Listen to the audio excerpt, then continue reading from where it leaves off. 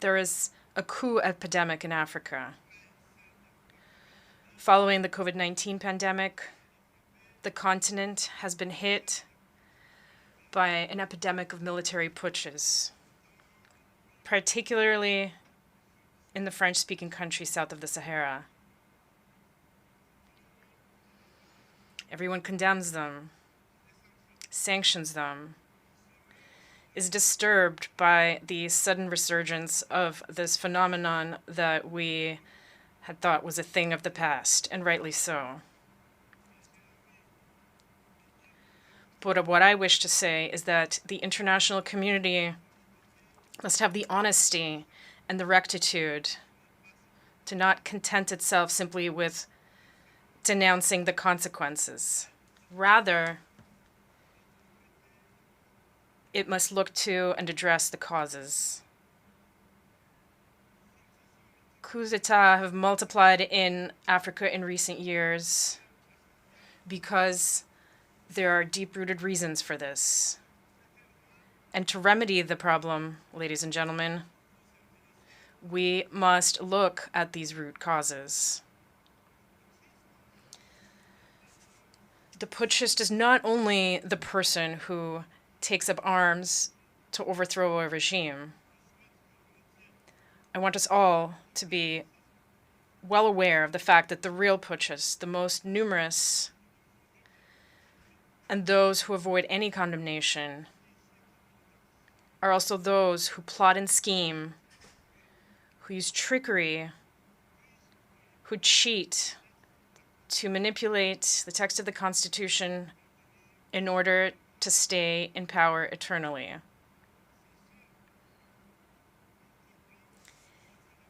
It is those in white-collar jobs who change the rules of the game as the game unfolds in order to keep the reins of power in their hands. These are the most numerous kinds of putschists.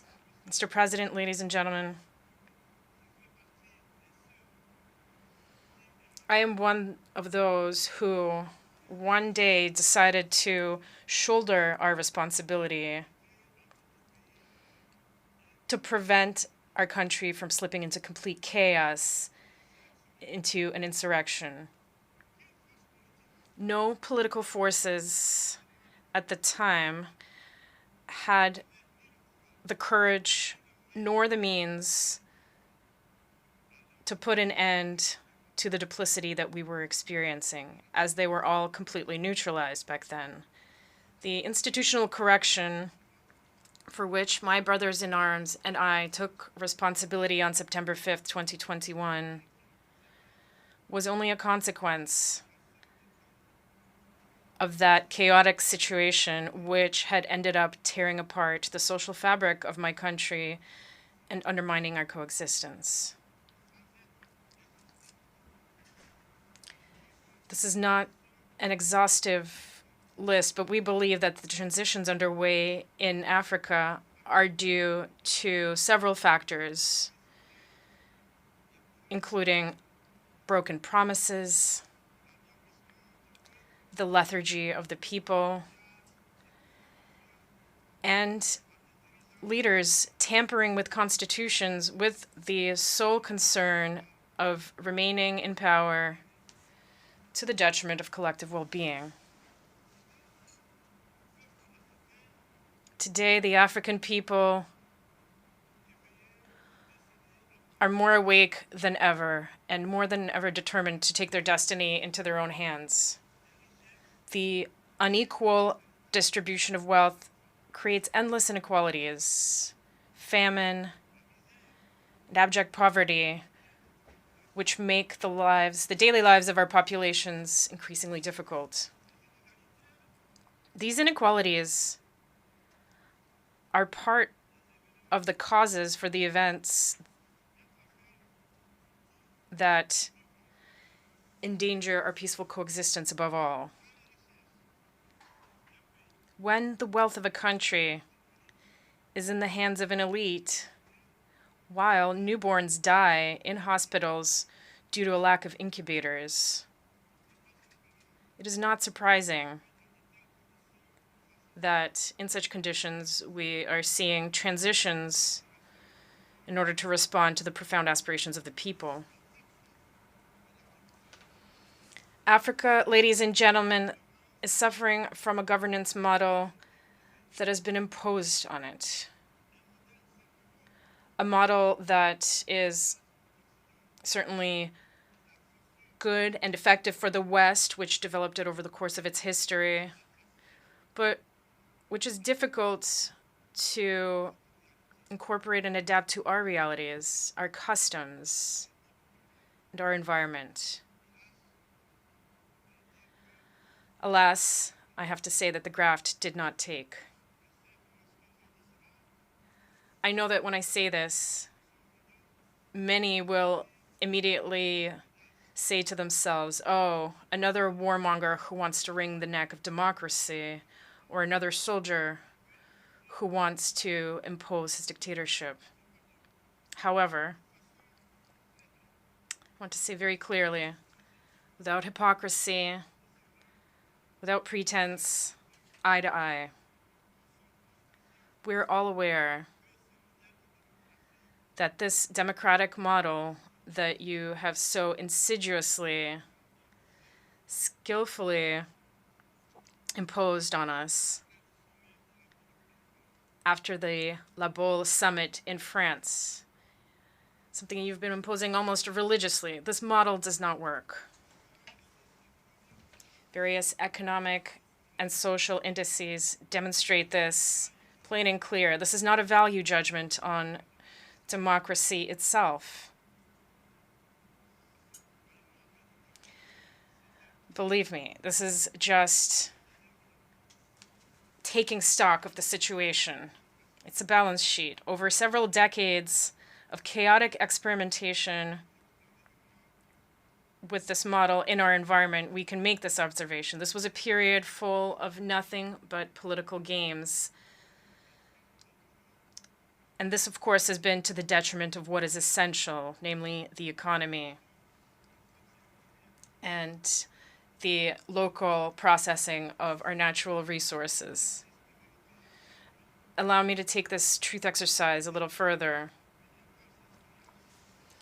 Through my short but very intense experience of managing a state, Guinea, I have come to better understand the extent to which this model has, above all, contributed to maintaining a system of exploitation and plunder of our resources by others, and a rampant corruption of our elites. National leaders who have often been granted democratic labels based on their acquiescence or their capacity for selling off the resources and the property of their people, or perhaps their ease in giving in to the pseudo recommendations and injunctions of the great powers.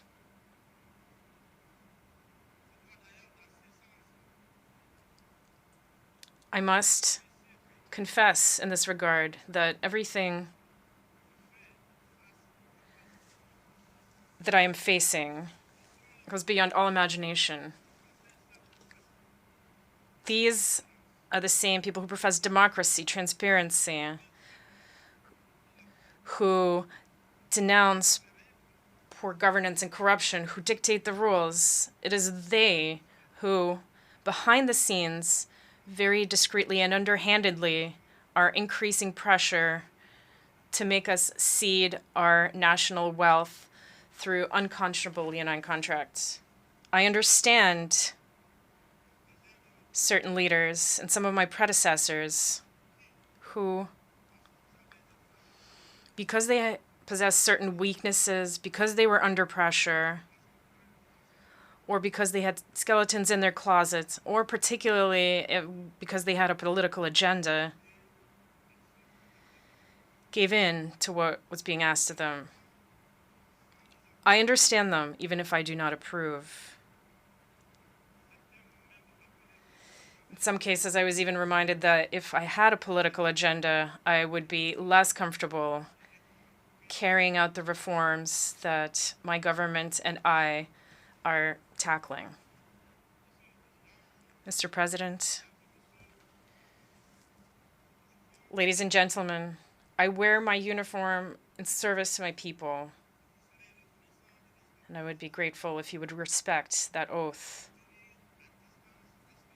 An oath to keep ourselves a respectable distance from divisions of all kinds that many attempt to fuel in our countries. The Sahel is undergoing one of the most serious crises in its very long history. But it has the resources that are required to face it. Its legendary sense of diplomacy must be unleashed so that we can speak to each other without interference. It is for this reason that ECOWAS, whose vocation was economic,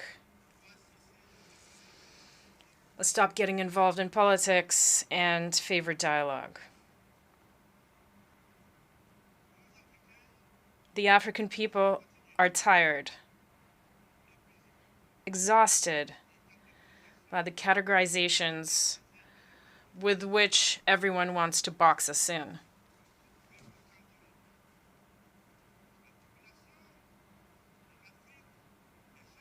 Africa's population is young. It did not experience the Cold War. It did not experience the ideological wars that have shaped the world over the last 70 years. That is why we, Africans, are insulted by the boxes, the categories, which sometimes place us under the influence of the Americans, sometimes under that of the British, sometimes the French, or the Chinese, or the Russians, and even the Turks. We are neither pro nor anti-American. We are neither pro nor anti-Chinese, nor pro or anti-French, nor pro or anti-Russian, nor pro or anti-Turkish. We are simply pro-African, that is all.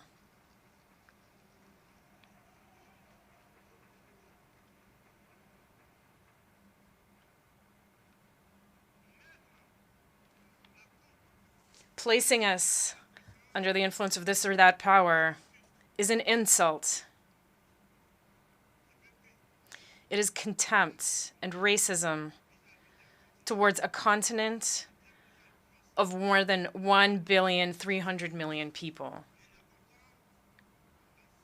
It is important that in this prestigious and influential assembly, we understand clearly and definitively that the era of the old Africa is over.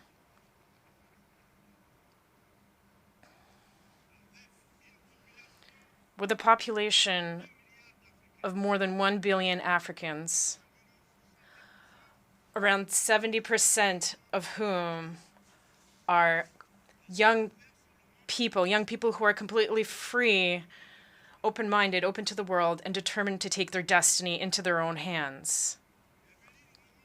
The time has come to realize that the structures, the rules from the post-war era, established in the absence of our states, which did not yet exist at the time, are obsolete.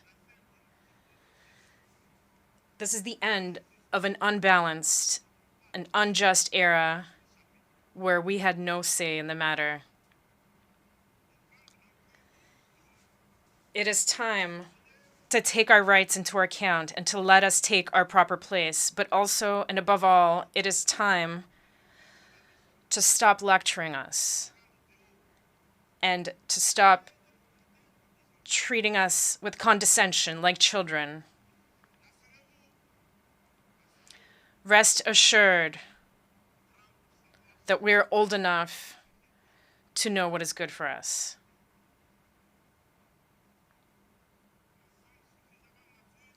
We are mature enough to define our priorities, to design our own models which are in line with our identity, the daily reality of our countries and our populations, in line with what we are, quite simply. We would be very grateful to you if you trust us and let us run our business as you have allowed in certain regions of the world, as you have allowed in Asia, in the Near and the Middle East, to cite only a few. This infantilization that we have experienced has had the worst effect on African youth who are now emancipated. In this context, we are all challenged and called upon to carry out a better analysis of the situation with a view to initiating and pursuing new policies for the benefit of all. The international community must look to Africa with new eyes. It must now engage in genuine cooperation with Africa in a spirit of win-win partnership. I thank you for your attention. Thank you.